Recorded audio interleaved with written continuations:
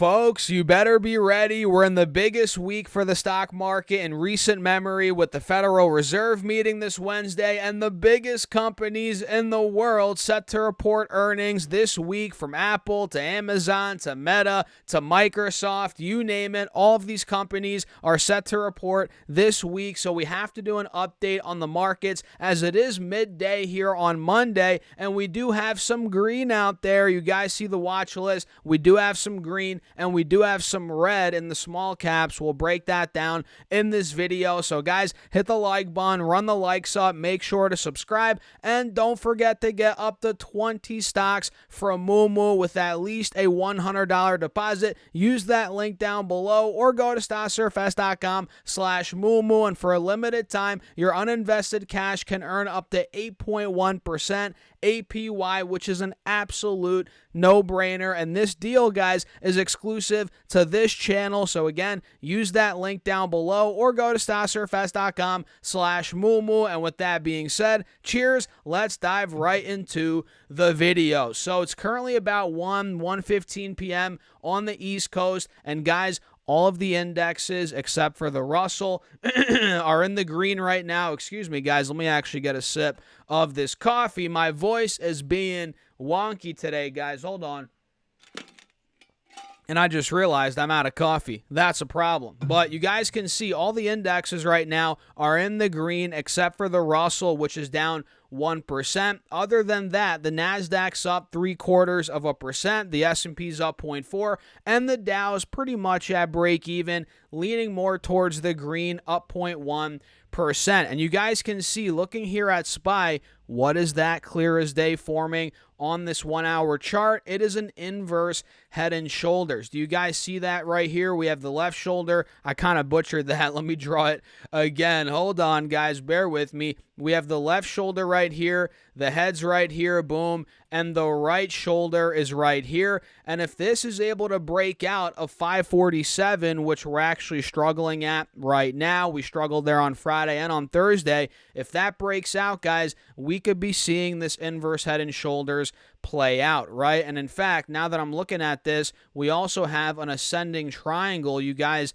see that, right? So if we're able to take out 547, which I'll set my alert there right now, mark is at or above 547, we could really be taking off and maybe back, we could be going back to the mid 500s, maybe higher than that. So SPY's looking really interesting here, as don't get me wrong, it's still in a downtrend in the short term, but if that inverse head and shoulders plays out, the ascending triangle, then we could really start to reverse. And triple Q, if I pull this up, guys, we can see the same thing, right? Inverse head and shoulders, ascending triangle, resistance at about 467. So if that breaks, boom, clear blue skies probably to the mid 470s. Then if that were to break, even higher is where we could be going, and the downtrend would break if we break out of 475. So keep your eyes on these critical spots on SPY and triple Q, and also watch out for the Russell, guys, as it keeps getting rejected in the mid 2200s, mid high 2200s. You guys can see we got hit there this morning on Friday, all last week, and we hit the high about 2 weeks ago at 2275, 2278. So that needs to break in the short term here, guys, for this obviously to make the next leg up to all-time highs. So what do you guys think about the indexes? Let me know your thoughts in the comments, and let's quickly now dive into some stocks. You guys probably remember I bought McDonald's last week, and this stock is up 4.5% right now, and I bought at about 253 or 252, right in that ballpark, guys. And by the way, shameless plug, my Patreon's down below if you guys want to see my portfolio, my Patreon portfolio, how I'm building that every single week, full transparency, shameless plug, link down below. And yeah, McDonald's is now breaking out ever so slightly above these moving averages, which, mind you, we've been under them pretty much since the early days of March. late February, right? So the fact that we're getting out of there, that's a very good sign for the bulls. And the funny thing is, guys, it's not like McDonald's crushed earnings, crushed revenue. They're doing very well on the same store sales front. They're actually not. They're actually struggling, guys. Let me show you this. They missed on both EPS and revenue. I'm trying to find the exact numbers for you guys right now. Yeah, adjusted EPS, 297, which missed the 307 expected, and sales came in at 6.49 billion versus 6.6 billion expected. So double miss, and their sales are pretty much flat year over year. It looks like actually global comparable sales decreased by 1%. Let's see what else here. Looks like Wedbush, though, reiterates outperform on McDonald's, maintain $2.95 price target, which I tend to agree with that, hence why I'm in it, right? Not for that reason because of Wedbush, but why would I be in it if I didn't think it was going to go up, right? So I'm in McDonald's, with the same type of price target. I think 300 plus is definitely in the cards there. And from what I was reading, guys, their U.S. same-store sales were down about 1%. I can't find it here.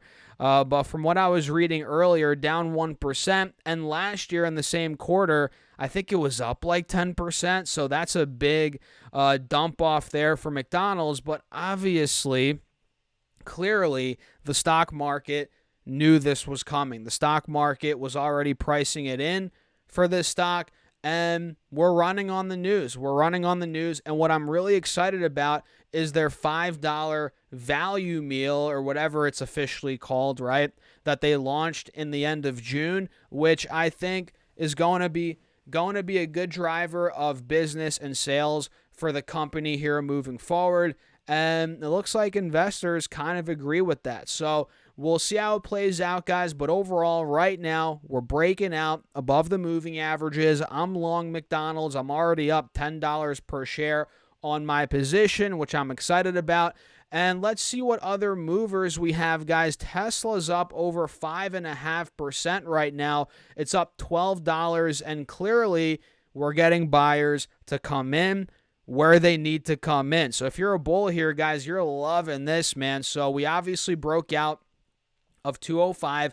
That was resistance all throughout February, heading into the beginning of July. So we broke out of there, got the 271, and then we pulled down all the way to 210, held that old resistance as support, and now we're starting to launch off of that. Now we're at 232, which now we're kind of in an interesting spot. We're right under the 50 moving average here at about 240, 235. Do we break? Do we get rejected? Time will tell. Ideally, the bulls want to break out of there, and it looks like that's where it's trending, but I'm not too convinced that we're just going to rip through that point quite yet. What do you guys think about that? But Tesla's looking pretty good today. Disney's also bouncing back kind of out of nowhere, up 3%, but nothing crazy here on the charts, guys. We're still in a downtrend. No signs of an actual reversal here, and Disney's still down big time from the recent highs. We're down about 25%. So Disney's in a bear market right now, guys, heading into earnings, which are coming out on the 7th of August. So I'm very interested to see how those earnings play out. And we have Google and CrowdStrike both bouncing back. CrowdStrike's up 2%, kind of still beaten down, obviously.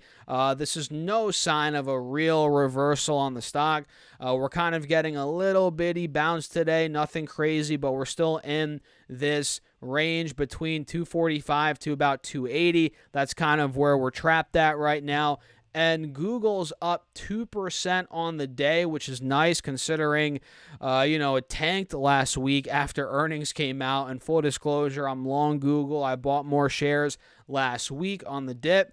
And I'm planning on holding this thing, man, long term. As you guys know, it is my biggest individual stock holding. So Google is bouncing back, which is nice. Amazon's looking pretty good as well today, ahead of their earnings, which are coming out, I think, tomorrow. Or no, Wednesday, guys. Wednesday, the 1st of August. How could I forget that, man? Amazon's one of my holdings. But yeah, that's how we're looking right now, guys.